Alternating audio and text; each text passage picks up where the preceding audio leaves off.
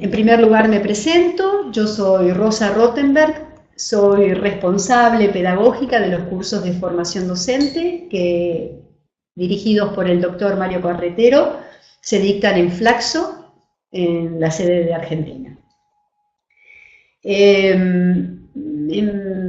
Después de presentarme, necesito agradecerles la presencia.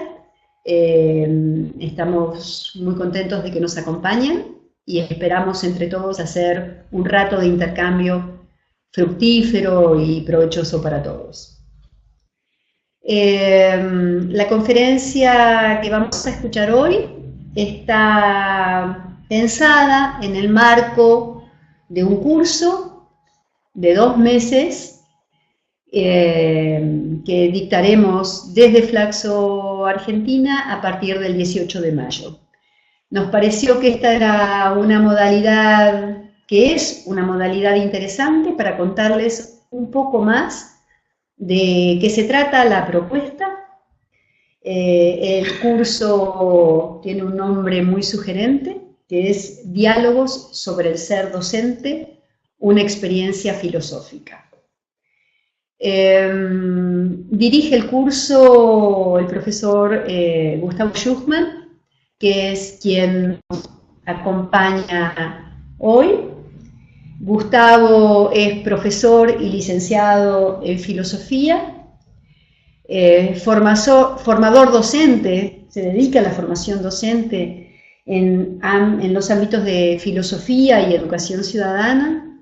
Es autor de numerosos artículos y de libros, tanto destinados a chicos, estudiantes de nivel primario y secundario, como materiales y libros destinados a los docentes. Gustavo eligió un título más que, yo diría, conmovedor. Pregunta: ¿para qué educamos?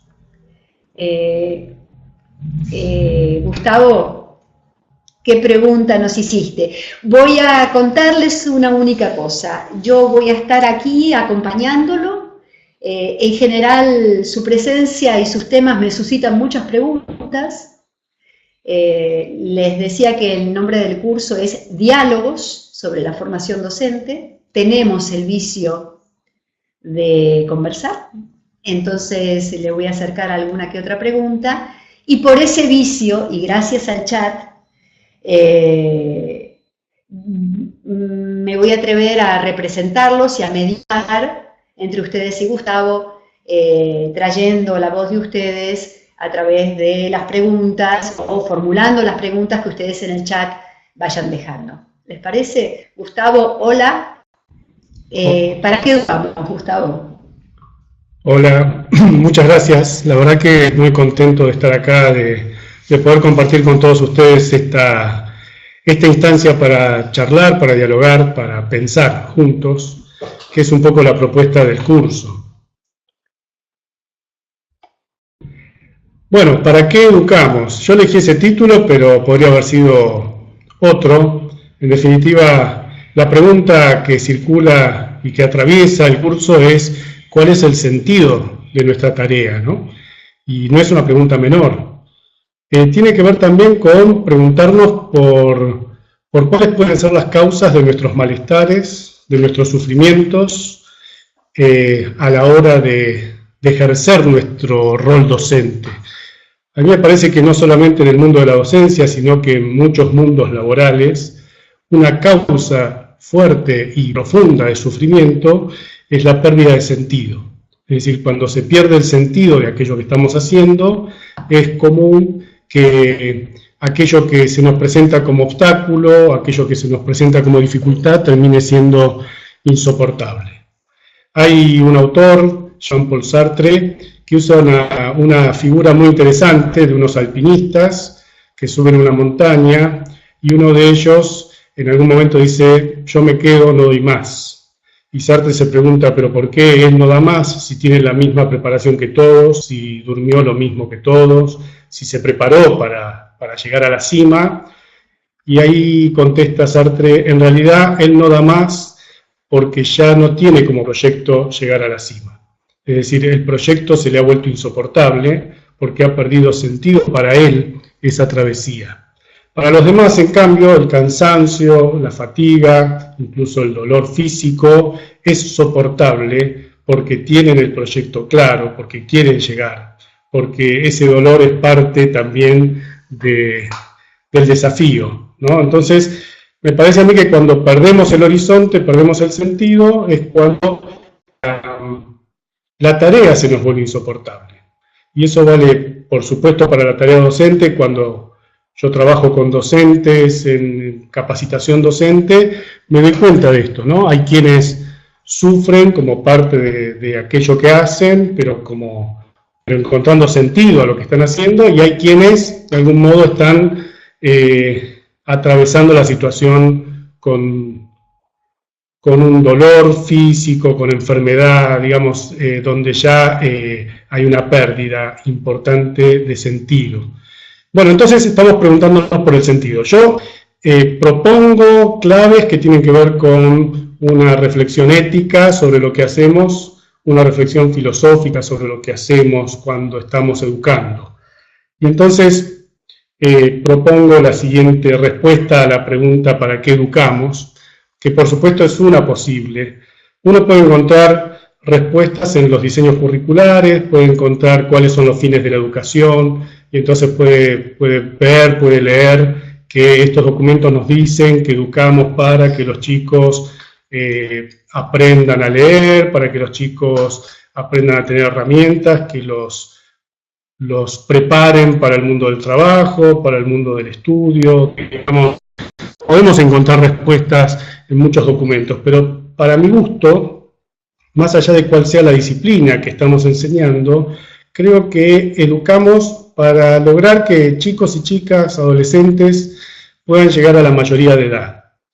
Y cuando digo mayoría de edad no me refiero a la edad biológica o la edad jurídica, o sea, no me refiero a llegar a la mayoría de edad en el sentido de los 18 años o los 21 años, sino que me refiero a un concepto que usa un filósofo alemán llamado Kant, para quien la mayoría de edad significa poder pensar por sí mismo. El mayor de edad es aquel que piensa por sí mismo. Y entonces podemos encontrar, si aplicamos este concepto de Kant de mayoría de edad como pensar por sí mismo, podríamos encontrar personas que tienen más de 18 años, más de 21 años, incluso 40 años, y que podríamos considerar menores de edad. Menores de edad, ¿por qué? Porque no logran apropiarse de un pensamiento, no han logrado construir su propia posición, ¿no? Son las personas que repiten, pero que no dicen. Y uno los puede encontrar en cualquier parte, incluso en nosotros mismos, ¿no? La idea del repetir significa que nos dejamos llevar por lo que se piensa, por lo que se siente, por lo que se dice, y no nos preguntamos qué nos pasa a nosotros con eso que se piensa, con eso que se dice, con eso que se hace, con eso que se siente, ¿no? Es lo que Heidegger llama la existencia inauténtica, ¿no? El que vive inauténticamente es alguien que se deja llevar por el sé o el impersonal. Por supuesto que no se trata de tener una posición original, ninguno de nosotros somos originales, puede haber algunos que lo sean, pero en realidad todos construimos a partir de lo dado, y lo dado está en el mundo de la cultura y tiene que ver también con la educación. Pero es muy diferente repetir que decir, y me parece a mí que ya desde el comienzo de la escolaridad, lo que hace la maestra del nivel inicial, es tratar de que los chicos puedan decir y no solo repetir. Por supuesto que hay mucha repetición en el aprendizaje, ¿no? Pienso en un músico, alguien que se prepara para poder ejecutar bien un instrumento. Por supuesto que tendrá que repetir muchísimas veces un mismo ejercicio. Ahí hay repetición. Pero si se quedara solo en eso, nunca podría llegar a ser músico, ¿no? Será músico cuando pueda con eso crear, cuando pueda producir.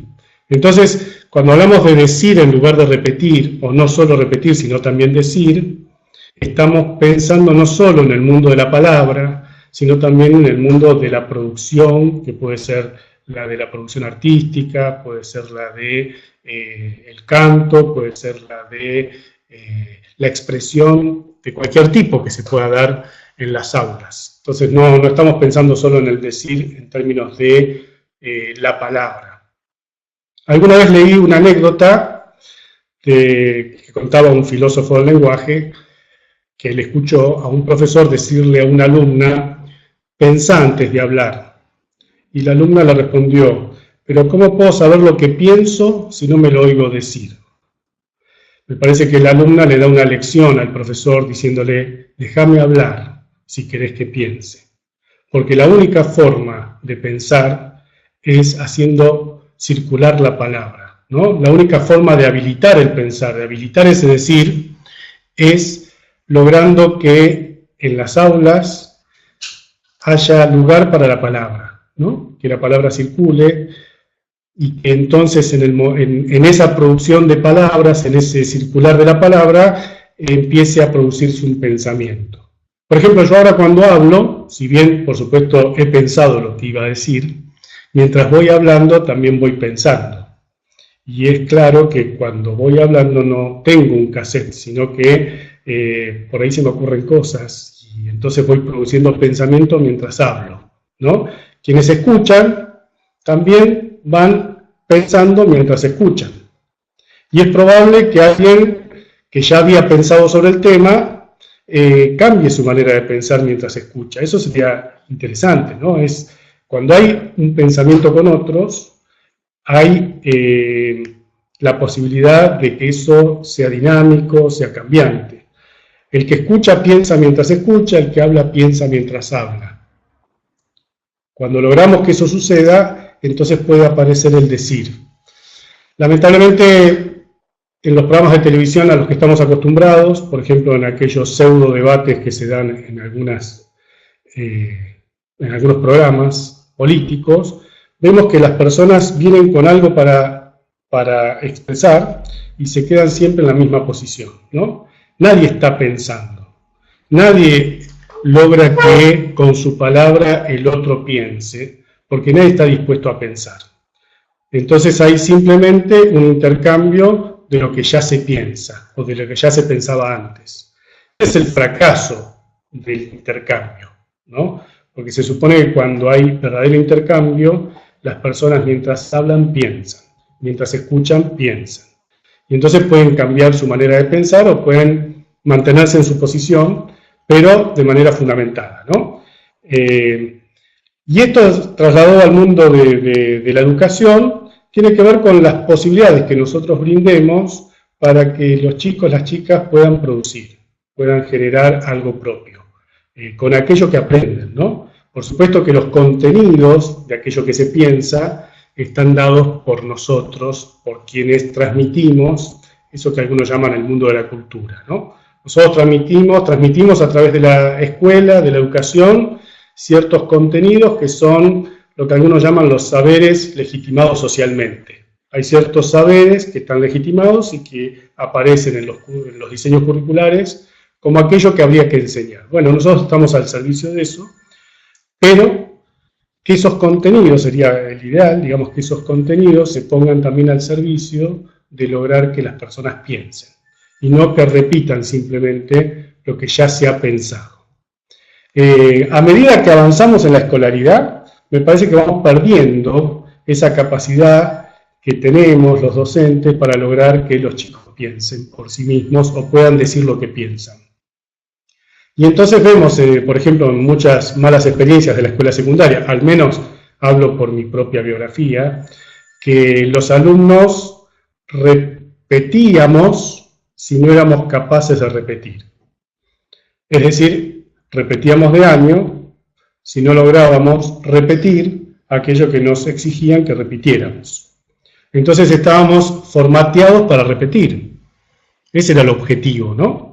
Hoy creo que tenemos otros desafíos y que queremos que la repetición que hacemos para aprender aquello que debemos, por ejemplo, memorizar o aquellas habilidades que tenemos que lograr a través de la repetición de ciertos ejercicios, esté al servicio finalmente de una producción, esté al servicio de que los sujetos puedan construirse como subjetividades éticas. Cuando digo subjetividades éticas me refiero a subjetividades autónomas, o sea, ser capaces de decir, ser capaces de pensar, ser capaces de sentir y de hacer de manera genuina, ¿no? Pensando desde ese lugar. Entonces, esa es una propuesta, pero por supuesto para discutir. Y lo que nosotros hacemos en el curso es discutir todo esto, ¿no? No se trata de que una respuesta sea la que deba adoptarse, sino que se pone a discusión. Y creo que tratamos de lograr en los cursos también que podamos pensar juntos. O sea, no se trata de una voz que porta un saber o que porta el saber, ¿sí? Justamente, sino una voz que invita a que los otros también piensen sobre eso y construyamos algo juntos. Y pensando en eso de que no hay una sola respuesta, también quisiera traer una linda afirmación de una filósofa española, María Zambrano, que dice que no tener maestro es no tener a quién preguntar, y dice ella más hondamente todavía, no tener maestro es no tener ante quién hacerse preguntas. Y a mí me parece que la idea es muy potente, ¿no? Y que señala dos aspectos, por lo menos, del ser maestro, maestra, docente. Por un lado está el maestro que sabe, que se ha formado para transmitir un saber, que sabe, por supuesto, más que aquel que tiene que aprender, ¿no? Entonces tiene algo que decir y sabe cómo decirlo, porque eso también marca la diferencia con otros que también saben, pero que tal vez no saben enseñar. O sea, ser maestro no es solamente saber algo sobre un determinado ámbito del conocimiento, sino también saber cómo hacer para que el otro aprenda aquello que le debo transmitir. Yo recuerdo que ahora vamos a entrar seguramente en el tema del tango, pero en un audiovisual que es el Café de los Maestros, el Café de los Maestros que trata sobre figuras del tango ya muy mayores, incluso se filmó hace un tiempo y ya muchos han fallecido, que estaban en ese audiovisual. En el Café de los Maestros, Leopoldo Federico, que tal vez en ese momento en que se lo filmó era el bandoneonista más importante del momento, ¿no? Dice en una especie de entrevista que él nunca supo transmitir aquello que sabía, ¿no? O sea que Leopoldo Federico se podría decir que es un maestro por lo que sabe, por su virtuosismo, pero al mismo tiempo no es maestro porque no sabe transmitir aquello que sabe. Entonces me parece a mí que, por un lado, es maestro aquel que sabe y sabe cómo transmitir, sabe decir. Yo digo que el buen docente es el buen discente, que es una palabra que no sé si existe, pero que trato de decir que el buen docente es el que tiene algo para decir y sabe cómo decirlo. Entonces, por un lado está esa idea de Zambrano, no tener maestro es no tener a quién preguntar. El niño, la niña, el adolescente preguntan porque esperan una respuesta, quieren saber. En el mejor de los casos, primero tenemos que lograr que se suscite la pregunta, ¿no? Pero una vez que preguntan, bueno, hay algunas preguntas que tienen respuesta. No todas las preguntas son incontestables, sino que hay preguntas que tienen respuesta y que están ya respondidas, por ejemplo, por la ciencia. Si alguien pregunta por qué flotan los barcos, bueno, yo no sabría responder a eso, pero la respuesta existe. El docente puede, si sabe la respuesta, darla, o puede buscar un camino para que los chicos, las chicas, lleguen a la respuesta. Pero la respuesta está. Y el docente tiene que poder saberla, ¿no? Tiene que poder darla de algún modo, ya sea porque la dice, ya sea porque arma una estrategia para que esos chicos que han preguntado puedan resolver la pregunta. Y una vez que se resuelve, ya la pregunta deja de tener valor de pregunta, ¿no? Pero cuando Zambrano dice que no tener maestro es no tener ante quién hacerse preguntas, me parece que está hablando de otro aspecto del ser maestro. y esa que, digamos, es la posición del maestro ante preguntas que no tienen respuesta, o donde el lugar del docente se trastoca porque ya no puede responder en un saber, sino que en todo caso puede acompañar a la pregunta, puede ayudar a pensar, puede incluso, y yo creo que debe, tratar de que la pregunta se profundice, se sostenga, que no quede obturada por una respuesta pueril o por una respuesta que es una de las tantas posibles, ¿no? Creo que son las preguntas que a veces hacen niños o niñas, que son las que llamamos preguntas existenciales o preguntas filosóficas. Son ineludibles y al mismo tiempo incontestables, ¿no? No podemos dejar de hacernos esas preguntas a nosotros mismos, pero al mismo tiempo sabemos que no vamos a tener una respuesta. Por eso quien pregunta no está preguntando a otro, sino que se está preguntando ante otro, que es distinto. Y si se pregunta ante otro es porque ese otro ha logrado ser un adulto disponible para que esa pregunta se diga, para que esa pregunta se pueda expresar.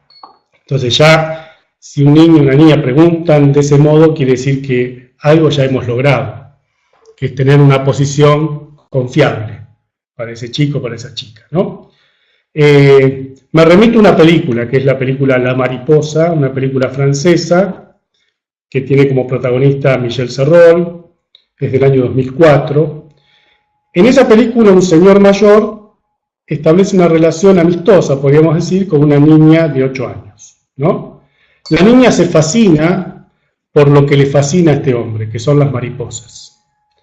A mí me parece ya que en esa fascinación de la niña hay una clave de lo que algunos llaman el vínculo educativo, ¿no? ¿Por qué la niña se interesa por las mariposas? Porque ve a un sujeto interesado por las mariposas. Es decir, podría haber sido otro el objeto del interés, pero lo que a la chica le atrae es la pasión que siente este hombre por un aspecto de la realidad, un fenómeno de la realidad que son las mariposas. En la película se ven las dos dimensiones de ese ser maestro que planteábamos con Zambrano, ¿no? Por un lado, la nena hace preguntas sobre la vida de las mariposas, sobre cómo se transforman de oruga en mariposa, y el maestro, que es este hombre, no porque sea maestro que haya preparadose para ser maestro, sino que sabe, él puede responder desde su saber, ¿no? Y puede dar respuesta a esas preguntas. Pero hay momentos en que la nena hace preguntas que ya no se refieren al saber biológico, y que ya no pueden ser respondidas del mismo modo. Cuando la niña pregunta por qué las mariposas solo viven tan pocos días, ¿sí? No está preguntando por las cuestiones fisiológicas que llevan a la mariposa a la inevitable muerte, sino que me parece que ya está preguntando por qué una vida tan corta. Y ahí el hombre responde de otra manera, no explica, sino que dice, y bueno, es una vida. Con lo cual se pone en otra posición. Ya no puede responder desde su saber no biológico, sino de sacado de la biología. Sino que responde como persona, responde desde su propia existencia, ¿no? Y cuando la nena pregunta esto, de algún modo está preguntando no por la duración de la vida de las mariposas, sino por la duración de nuestras propias vidas. Está preguntando por nuestra fragilidad, por nuestra finitud, en definitiva por el sentido. Es decir, ¿qué sentido tiene nuestra vida si vamos a morir? Y por eso en la pregunta y en la respuesta de este hombre hay una densidad que no hay en las otras preguntas. Y ahí es donde yo trato sobre la dimensión existencial de la tarea docente. Ahí no se trata de responder, no se trata de responder en el sentido de cerrar y de hacer que el chico ya no se pregunte más sobre eso, sino que se trata de acompañar, se trata de ofrecer pistas para seguir pensando, ¿no? ¿Puedo interrumpirte, Gustavo, trayendo... primero te cuento que sí existe la palabra discente, nos dice María, en el diccionario de la Real Academia, y es sencillamente el que dice, o sea, que está en línea con lo que estás diciendo. No sabía. Pero acá surge un poco a partir de un comentario de Alejandra, que dice algo así como que en realidad también tenemos que enseñar a preguntar. Sí. Y Paola que dice, bueno, pero no podemos dejarlos que no pregunten. Entonces, hasta ahora vos en tu exposición aparecía la idea de, bueno, de dar lugar a la pregunta, ¿no? Casi te diría de bancar la pregunta, de promover la pregunta, de casi, me atrevería a decir, a suspender un poco la palabra para que... La palabra del docente. La palabra del docente, a suspender un poco la palabra del docente para que el pibe pueda formular la pregunta o poner en pregunta algo de lo que... Pero, ¿podemos enseñarles a preguntar? Bueno, no tengo la respuesta. Lo que puedo decir es que si la palabra circula y si el docente muestra que puede, como dijiste vos, abstenerse en muchas circunstancias para que sean los chicos los que preguntan y que surja la curiosidad de los propios chicos, entonces me parece que se habilita la pregunta. No sé si se puede enseñar cómo se pregunta, pero sí que al menos se pueda lograr que pregunten. Por supuesto que es un tema grave para en algunos casos lograr el interés de los chicos, la motivación, que ellos realmente se animen a preguntar, que tengan curiosidad. Bueno, todo eso es parte de lo que hay que lograr, ¿no? Yo estoy hablando en términos ideales de cuando hemos logrado habilitar un espacio en el que los chicos finalmente hacen las preguntas. Por eso decía, si un chico hace una pregunta, ya quiere decir que hay un logro del docente, ¿no? O sea, ya el hecho de que alguien pueda expresar una pregunta, cualquiera de ellas, ¿no? Tanto las que se responden desde el saber curricular como aquellas que son existenciales, quiere decir que podemos sentirnos satisfechos, ¿no? Cuando observo clases de docentes, me refiero más que nada al nivel secundario, que es donde estoy observando ahora, a veces como los técnicos que quieren entrar a la cancha y se empiezan a poner nerviosos porque no pueden hacer nada frente a lo que está pasando en el campo de juego, bueno, me pasa algo así con las preguntas de los chicos, ¿no? A veces hay preguntas, está bien, es verdad que el clima del aula por ahí no es el ideal, que por ahí el docente no escuchó la pregunta que dijo alguien, pero también es cierto que muchas veces nos quejamos de que los chicos no preguntan o que no están interesados. Pero también se ve que hay preguntas que se dejan pasar por alto, es decir, que no se atienden, ¿sí? Tal vez porque uno a veces con el apuro de querer enseñar aquello que está prescrito, no percibe la importancia de la pregunta, ¿no? Y que por ahí esa pregunta amerita parar, frenarse, tratar de discutir sobre eso que ha surgido, o en todo caso, reconocer el valor de la pregunta y apuntarla para tratarla en otro momento, ¿no? Pero quiero decir, a veces estamos distraídos respecto de las preguntas, ¿no? O a veces hasta nos enojamos con preguntas. ¿Por qué nos enojamos? Porque tal vez la pregunta viene desde un lugar muy incorrecto, ¿no? Un chico que pregunta, y profe, ¿pero por qué no hay que discriminar? ¿No? Y por ahí lo dice con mal tono y pensando en que hay que discriminar, ¿no? Y uno reconoce el mal tono y entonces le surge el enojo frente a la pregunta incorrecta. Pero la verdad es que muchas veces las mejores preguntas surgen desde ese lugar, ¿no? Desde el lugar de la incorrección. O sea, las mejores preguntas, aquellas que efectivamente nos desafían a tratar de responder o a tratar de pensar juntos, son aquellas justamente que nos enojan.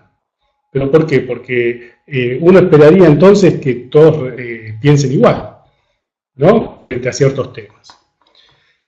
Entonces digo, por un lado es todo un misterio de cómo se hace para suscitar preguntas, pero también es cierto que muchas veces o no escuchamos algunas preguntas que surgen o incluso no queremos atenderlas porque nos parecen incorrectas. Otra cosa sería la pregunta impertinente, bueno, hay muchas cosas que se podrían discutir, ¿no?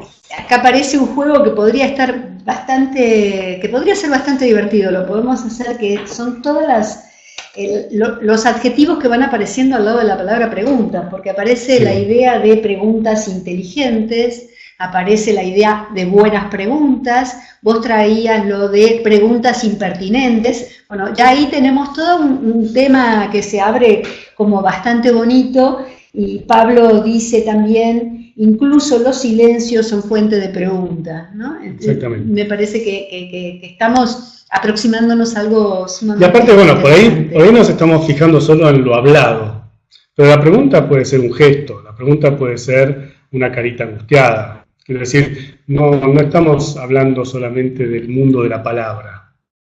Entonces, me interesa eso que se dijo del silencio. Es decir, muchas veces atender a la pregunta es quedarse en silencio, acompañar desde el silencio, por supuesto frente a una muerte. La muerte tal vez no de una persona, tal vez de una mascota, pero que genera en un chico muchísima angustia, muchísimas preguntas, ¿no? Y por ahí no se trata de darle una respuesta sobre dónde está ese ser que ya no está con nosotros, sino que se trata de poder acompañar y siempre desde el lugar del adulto. No es acompañamiento desde pares, que lo pueden hacer sus propios amigos, amigas, sino que es un acompañamiento desde el silencio, pero desde el lugar del adulto. ¿Qué quiere decir esto? Que yo acompaño sosteniendo, ¿no? Que la función adulta es la de sostener al niño, aquel recién llegado, aquel que es más niño que yo, por lo menos. Entonces, el silencio es muy interesante también como forma de responder. La película Niños del Cielo. En Niños del Cielo, un nene pierde las zapatillas de su hermanita, es una película iraní, ¿no? Y los dos hermanitos deciden no contarlo a sus padres porque son pobres, porque no los quieren molestar con este tema, y se arreglan entre ellos para usar las zapatillas del nene, que es más grande que la nena, entonces la nena le quedan muy grandes las zapatillas. Bueno, es una hermosa película.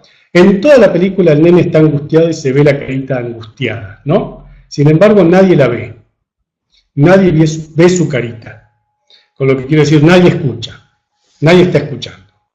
Y no se trata entonces de que el niño haga una pregunta o diga lo que le pasa, sino que tiene que ver con cierta captación que pasa por estar atentos a lo que un chico puede estar expresando, ¿no?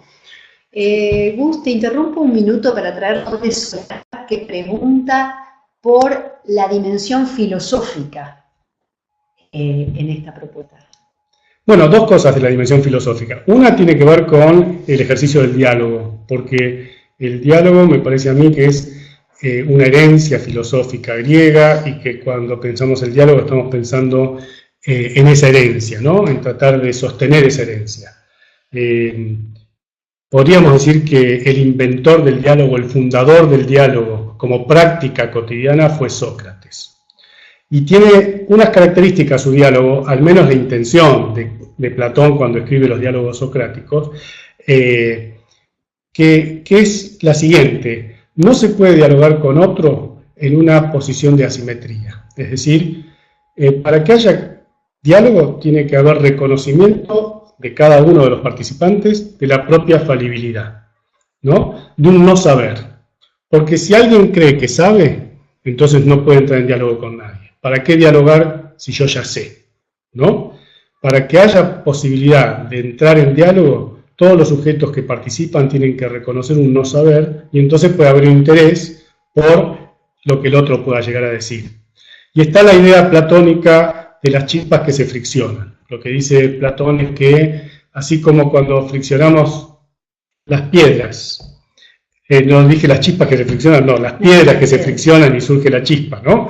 Lo que dice Platón es que cuando se friccionan las piedras y surge la chispa, es claro que la chispa no está en ninguna de las dos piedras, sino que es un resultado de la fricción. Y el diálogo es eso. Digamos, lo que surja del diálogo tiene que ser resultado del diálogo, no de algo que trajo uno y se lo impuso a otro, ¿no? No hay un saber previo al diálogo, o no se sabe qué va a pasar cuando se dialoga. Hay saberes que se ponen en juego, pero cuando hay auténtico diálogo, lo que se produce es algo nuevo, estaba dado de antemano. Eso por un lado de la dimensión filosófica. Y por el otro lado, cuando yo digo que los chicos se preguntan ante el docente, y entonces ahí hay una dimensión existencial de la pregunta, entonces aparece la posición filosófica docente, que es la de poder, digamos, aceptar que no hay respuestas, ¿no? Y es muy difícil desde la docencia aceptar que no hay respuestas. Cuando yo trabajo a veces con docentes de primaria y llevo dilemas para trabajar con los chicos, los dilemas son situaciones en las que no hay una respuesta, digamos, el sujeto está ante el sujeto que está en el relato del dilema, ¿no? Está ante un conflicto de valores, o de deberes, o de intereses, y tiene que tomar una decisión. Si el dilema está bien construido, quiere decir que las decisiones que tome ese sujeto son legítimas, ¿sí? Las posibilidades que tiene son argumentablemente legítimas, o sea, yo puedo fundamentar que haga esto o que haga aquello. Y el ejercicio con los chicos es que digan qué creen que tiene que hacer el sujeto en esa situación. El sujeto puede ser un personaje de ficción, un león, digamos, sacado de un cuento, no importa. Bueno, cuesta mucho lograr que los docentes nos quedemos en el lugar de la neutralidad frente a lo que se propone como posible respuesta. Porque efectivamente es un dilema. Es un dilema para ese sujeto, por ahí no sería dilema para otro, en otro contexto o siendo otro sujeto. Entonces hay cierta tendencia a la fábula, o la fábula viene con la moraleja, y ahí cerramos, ¿no? Se hace la fábula, se dice qué es lo que está bien, no hay que mentir, listo, se enseñó lo que hay que hacer. Lo cual digo que también tiene su importancia, ¿no? No estoy ninguneando, porque todos hacemos en el aula, todos damos alguna especie de educación moral, ¿no? Todos transmitimos una moral mientras enseñamos, y puede ser muy, muy defendible esa postura. Pero cuando hablamos de dimensión filosófica nos referimos a otra cosa, ¿no? A poder ayudar a pensar. Cuando la nena pregunta por la vida de las mariposas y por la fragilidad de las mariposas, está preguntando por algo muy sencillo y al mismo tiempo muy grave, que es el sentido de la vida, ¿no? Y entonces, desde una posición filosófica uno podría decir que lo que nos interesa a los sujetos es no tanto la muerte, sino la mortalidad. Es decir, la muerte para los seres humanos no es solamente un fin biológico, sino que es algo que está en nosotros, que signa nuestras vidas y de algún modo da sentido también a nuestros proyectos.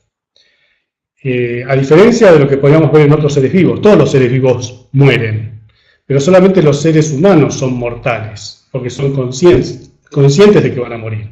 Y esa conciencia va a determinar muchísimo, ¿no? Las preguntas y demás. O sea, la conciencia de que hay un límite último para todas nuestras posibilidades. Y desde un punto de vista filosófico voy hacia otra película, que es la película Coco. La película Coco nos muestra algo interesantísimo, que está en la cultura mexicana, como nos muestra la película, pero que es la diferencia y la relación entre vida y existencia.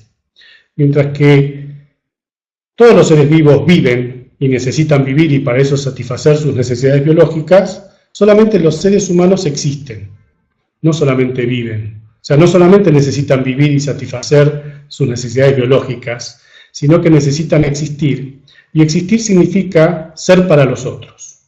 Mi existencia depende de los otros, no de mí. Yo no me puedo dar a mí mismo la existencia. Sí puedo mantenerme vivo, tal vez, si logro alimentos, si logro armarme un lugar donde pueda guarecerme, ¿no? Pero la existencia me la dan los otros. Por eso puedo morir y sin embargo seguir existiendo, que es lo que se ve en la película. El que deja de existir es el que queda totalmente olvidado, ¿no? Pero mientras es recordado, sigue existiendo aunque ya no viva. Y a mí me parece interesante como mensaje, no digo que a los niños haya que hablarles así, pero sí tenerlo como idea, porque cuando hablamos de la muerte tenemos que hablar de la vida. La muerte es la que hace amable la vida. Si no fuera por la muerte, no sé si sería amable la vida. Entonces queremos vivir porque sabemos que vamos a morir. Y entonces me parece a mí que un poco uno diría, bueno, esto es lo que yo le quisiera transmitir a un niño o una niña, no porque se lo vaya a decir, pero sí que esté en mí como posición para dar sentido a la vida, que es lo que todos buscamos, ¿no? ¿Vos querías decir? Yo quería decir algo porque cuando entraste con estos temas, creo que ya es hora de compartir con los colegas que vos tenés mucha afición, gusto y trabajo vinculado con el tango. Sí. No hemos dicho hasta ahora que sos cantante de tango. No, gracias. y Y entonces, a veces, porque por ahí van apareciendo en los comentarios la gente, la dimensión política de la tarea docente, la dimensión ética, ¿no? Todas cuestiones que, de hecho, en el curso vamos abordando, ¿no? Pero hay una dimensión tanguera. ¿Qué es esto de la dimensión tanguera? Bueno, en realidad los tangos, bueno, tienen que ver con mi elección porque es lo que a mí me conmueve, ¿no? O sea, los tangos son aquellos que a mí me animan, pero por una cuestión biográfica, ¿sí? Personal, y porque me gusta cantarlos y tratar de animarlos. Entonces, esa selección o esa elección tiene que ver con algo muy personal, pero creo que todos cuando tratamos de enseñar buscamos mediadores, ¿no? Mediadores que nos ofrece la cultura para tratar ciertos temas. A mí me interesa el tango, creo que tiene una conjunción de melodía y poesía muy extraña en el sentido muy difícil de encontrar, ¿no? No hablo de todos los tangos, sino de algunos. Y, por ejemplo, el tema de la mortalidad está muy presente en muchos tangos, ¿no? En Pedacito de Cielo, por ejemplo. Los años de la infancia pasaron, la reja está dormida de tanto silencio, y en aquel pedacito de cielo... Bueno, los años han pasado terribles, malvados. Y ahí el sujeto de esa canción le dice a la mujer: recuerdo tu gesto travieso después de aquel beso robado al azar. Yo digo que lo dice una persona mayor, como diríamos hoy, un adulto mayor, ¿sí? Frente a la luz que le ofrece la mortalidad, ¿no? ¿Por qué? Porque frente a la conciencia del límite último, aprendemos a valorar lo verdaderamente valioso. No me imagino a alguien que está sintiendo la proximidad de la muerte, que se ponga a pensar por qué no habré comprado el Smart en aquel mundial donde Argentina salió segunda por culpa de Higuaín, ¿no? No creo que se le surja eso, sino que me parece que está más cerca de ese tango, ¿no? Recuerdo el gesto, recuerdo algo que tiene que ver con los afectos, o sea, empiezo a darme cuenta del valor que tiene la vida, lo valioso de la vida. Pero lo valioso de la vida surge a la luz de esa conciencia, del límite, ¿no? Si no hubiera esa conciencia, no sé si tendríamos esa capacidad de discernir. Entonces, el tango para mí es un elemento fundamental, pero en mí, porque a mí me da mucho sentido. Otro tema es... Sí, perdón. No, aparece acá en los comentarios de los colegas, ¿no? La idea del arte como recurso, claro. La idea de también de que suma voces, ¿no? Exactamente. La idea de, bueno, cuánto apela a lo emocional. Exactamente, porque me parece a mí que no es un tema racional todo aquello de lo que estamos hablando, ¿no?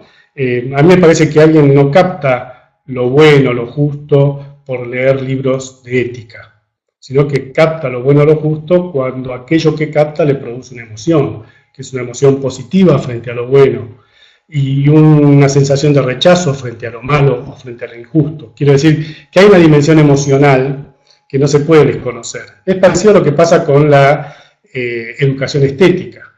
Yo no puedo captar lo bello, o mejor dicho, no aprendo a captar lo bello porque leo un libro de estética, sino que lo aprendo a captar teniendo experiencias estéticas.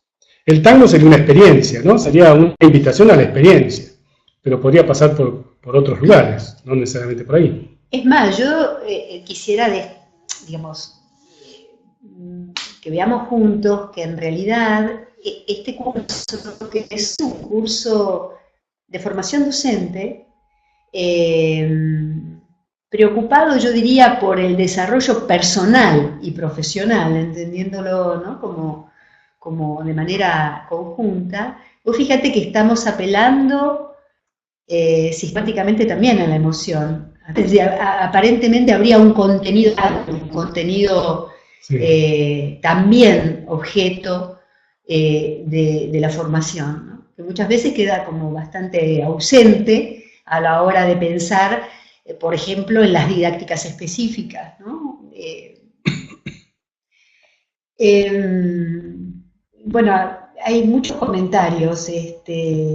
Es bastante interesante también esto de que mientras vos, Gustavo, estás hablando y yo estoy aquí acompañándote, también hay mucha mucho chat, mucho diálogo y mucho intercambio entre los colegas, ¿no? Yo lo que quisiera plantear también es que si bien el tango parece ser un género que gusta a los adultos, ¿no? Me parece que es un prejuicio, digamos, ¿no? Que incluso yo lo he vivido porque he cantado en escuelas primarias, he tenido una experiencia en Salta con chicos de una escuela pública que aprendieron algunos tangos y los cantamos juntos. Con lo que quiero decir, hay cierta idea de que hay ciertos géneros que no son para determinadas edades, ¿no? Incluso hay una idea bastante común según la cual el tango se empieza a sentir a cierta edad, ¿no? A los 40, después de haberla vivido.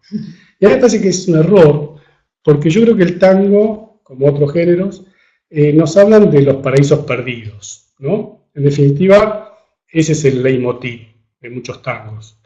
Y un niño puede tener un paraíso perdido. Por supuesto, un niño que se muda, que quiere volver a vivir en aquel pueblo de donde tuvo que salir, o el mismo hecho de haber nacido ya es perder un paraíso, que es el útero materno, ¿no? Quiero decir, ¿por qué no pensar que alguien puede darse cuenta de lo que el tango expresa, aunque no pueda entender tal vez las letras? Yo creo que puede haber nostalgia en un niño, puede haber, por supuesto, desesperación, ¿no? En la película Los Coristas se ve eso, ¿no? Niños desesperados.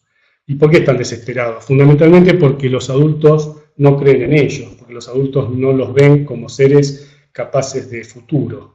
Entonces, eso los asfixia, ¿no? Hay una idea en Kierkegaard que dice que la desesperación es parecida a la asfixia. Así como el que se asfixia necesita aire y hay que abrirle las ventanas, al desesperado hay que abrirle una posibilidad. ¿Qué es lo que hace el maestro de los coristas? Cuando les pregunta a los chicos qué quieren ser cuando sean grandes, les está preguntando por el futuro a chicos que nunca han sido vistos como seres capaces de futuro, ¿no? A seres perdidos, vistos como seres perdidos. Entonces ya con eso les abre las ventanas, ¿no? Y los saca de esa posición. Pero quiero decir, puede haber desesperación, puede haber nostalgia, por supuesto, conciencia de la mortalidad en algunos chicos, y preguntas, por ejemplo, sobre el amor. Quiero decir, preguntas que también están en las expresiones artísticas y que son filosóficas porque tampoco pueden ser respondidas de un solo modo. No sé si esto es, si estarían de acuerdo, no creo que podamos discutirlo ahora, pero es parte de una discusión, ¿no? ¿Cuáles son aquellas expresiones artísticas que a un chico lo pueden animar también? Con respecto a la nostalgia, me gusta mucho una definición que dice que la nostalgia es el dolor causado por el deseo incumplido de volver. Y creo que el tango expresa fundamentalmente eso, ¿no? La imposibilidad de volver, ya sea que uno se ha quedado anclado en París, ya sea que ha vuelto al barrio, pero el barrio ya no es este, cambió de lugar, en el sentido de que el cambio es inevitable y el regreso es imposible, ¿no? Y trabajar el tema de la nostalgia puede ser potente, puede ser interesante también con niños. Bueno, para ir concluyendo esta parte, Maximiliano dice que hizo el curso el año pasado con Gustavo y fue excelente. Muy bien, Gustavo, gracias Maximiliano. Siempre vos sabés que los que somos docentes estamos siempre pendientes y atentos a lo que cada uno de ustedes pueden comentarnos, y ahí también está parte del sentido de nuestra tarea, ¿no? Empezaste hablando de malestares, Gustavo, y casi diría, y nos planteaste una pregunta, ¿no? Esta idea de una buena pregunta, me parece, no sé cómo era, si es inteligente, si es buena, si es, pero nos dio mucho pie. Muchas de estas cosas son las que vamos a ir tomando en el curso. Nosotros elegimos para este curso 3 palabras que nos parecen claves: diálogos, experiencias, sentidos. ¿Cuál es el núcleo o mejor dicho, cuál es la red o las relaciones que entablamos con estos 3 nodos, estos 3 términos, Gustavo. Bueno, algo que ya dijimos de que el diálogo no es solo racional, no es solo intercambio de palabras. Creo que en el curso que ya pudimos dar y que Maximiliano fue parte de él, no solo intercambiamos cosas que pensamos, sino también que intercambiamos nuestras experiencias, ¿no? Incluso nuestras biografías, ¿no? Nos contamos un poco de dónde veníamos y por qué habíamos elegido la tarea docente, la profesión, ¿no? Como parte de esa búsqueda de sentido. No quiere decir que todos los que estábamos ahí habíamos perdido el sentido y teníamos que andar buscándolo, ¿no? Sino que es interesante la pregunta igual, que a veces las personas están muy bien posicionadas y trabajan tranquilamente con un sentido bien planteado y sin embargo les viene bien poner sobre la mesa estas cuestiones para pensar sobre lo que están haciendo. No para cambiarlo, sino incluso para consolidarlo, ¿no? Y la idea del sentido me parece que es sumamente importante pensar que al sentido no hay que encontrarlo. No es que está en alguna parte y yo busco a ver dónde está. Bueno, sí, hacemos búsquedas, pero en definitiva es para finalmente apostar por algún sentido, es decir, para que nosotros lo construyamos. No se trata de decir dónde está, ¿no? En el curso vemos algunas cosas que dice Pascal, un filósofo cristiano. Alguna vez le dijeron a Pascal: me gustaría tener la fe que usted tiene para vivir como usted vive. Y Pascal respondió: pero ¿por qué no vivís como yo vivo y tal vez algún día sobrevenga la fe? Me parece que lo que está diciendo es, mirá, no hace falta encontrar un sentido para empezar a actuar, sino que al actuar apostamos por un sentido y ese sentido carga nuestra tarea y por lo tanto nos hace en algún momento tal vez encontrar esa fe que necesitamos como motor para no hacer que la tarea sea insoportable. Volvemos sobre eso, ¿no? Bueno, y también les queremos contar, les vamos a mostrar una imagen entre las cosas que preparamos para este curso. Nos atrevimos a hacer un libro digital enriquecido con audio, un libro que nosotros compartimos en el curso. Lo hemos hecho en conjunto con el equipo del curso sobre materiales didácticos, que estamos analizando las posibilidades del libro digital en relación con el libro papel. Les adelanto la respuesta, y es que nos parece obsoleta la discusión libro-papel o libro digital. Nos gustan ambos para distintas cuestiones. Así que hemos ensayado un libro enriquecido, que es un libro donde desarrollamos, donde Gustavo, es de la autoría de Gustavo, y Gustavo desarrolla los temas, muchos de los temas que presentó hoy, y pueden ver ustedes ahí en pantalla que tiene una zona, un icono, un lugar donde el simple clic permite acompañar la lectura con los tangos, con Gustavo cantando. Y bueno, estamos muy orgullosos del desarrollo que compartiremos con ustedes en el curso. Concluimos con información entonces para que tengan ustedes de contacto el curso Diálogo sobre el ser docente, una experiencia filosófica que dirige Gustavo Schuchmann. Es a distancia y virtual. Esto significa que no tiene ninguna instancia presencial, que no requiere estar como ahora comunicados en línea, sino que la comunicación es asincrónica, porque sabemos que no todos, digamos, compartimos disponibilidad de agenda para encontrarnos de manera fija como lo hemos hecho hoy. Trabajamos juntos 8 semanas. Flaxo Argentina otorga un certificado de curso de posgrado. Estamos empezando el 18 de mayo. Queremos mucho que nos acompañen porque crecemos con ustedes. Bueno, porque apostamos a compartir esto que nos tiene tan enganchados y contentos y que se enriquece con este nivel de pregunta y de intercambio. Preguntas, les voy a pedir, acá empiezan a surgir una serie de preguntas de índole técnico y administrativo. El mail filo@flaxo.org.ar, Darío es nuestro asistente técnico. todos los mails que escriban, todos tendrán su respuesta.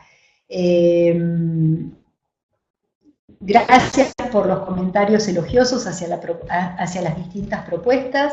Hacemos nuestro trabajo profesional del mejor modo, que sabemos hacerlo. Muchas gracias, gracias a ustedes, muy enriquecedor.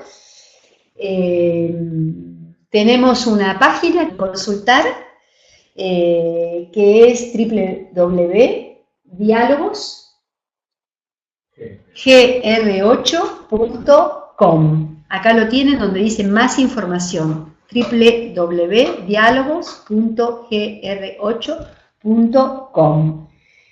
Gracias a ustedes, la verdad es que interesante, yo admiro el trabajo que hace Gustavo, siempre me deja pensando, así que siempre es una alegría hacer un trabajo profesional a su lado, y también personal, ¿por qué no? Bueno, un saludo, Gustavo, recibís millones de saludos y de felicitaciones. Muchas gracias. Un abrazo a todos y los esperamos, ojalá tengan ganas de sumarse esta vez, y de lo contrario será la próxima. Chao, buenas tardes. Chao. Seguimos en contacto.